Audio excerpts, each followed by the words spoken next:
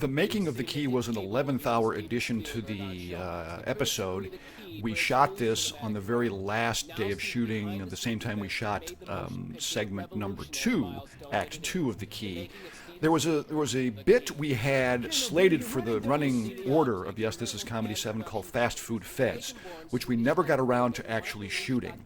It was a sketch that we actually did later for YTIC 8, but at this time I was loath to do it because I liked the sketch, but it would involve going to a fast food restaurant and getting permission, and it was a whole thing, so I delayed and delayed doing it. And then we found out that we didn't really have time for it within the running time of the show.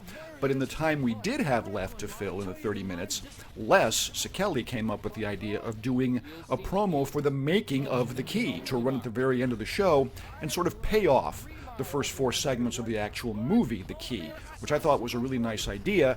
And so we did this, and it gave me and my co-actor here, Mike Wolschleger, the chance to do some improv, and which is a thing we didn't really get to do a lot of on the show.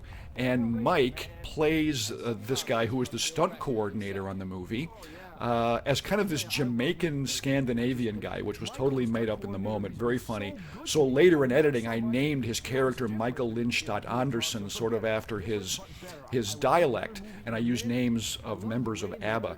Now the idea here is that Bill Wreckman is this prima donna complaining about everything on the movie set. He doesn't want to do stunt work. Why don't I have a stunt man? But then when he's on camera doing specific interviews for the making of, he is completely phony gracious and a suck up, and that is so Bill Wreckman. Now Mike comes up with a great ad lib here about stunt work being so easy because his 2-year-old kid falls down all the time, which is a nice ad lib from Mike. Thank you for that. But I just keep complaining as John Gorsuch, the videographer, does his cinema verite thing here.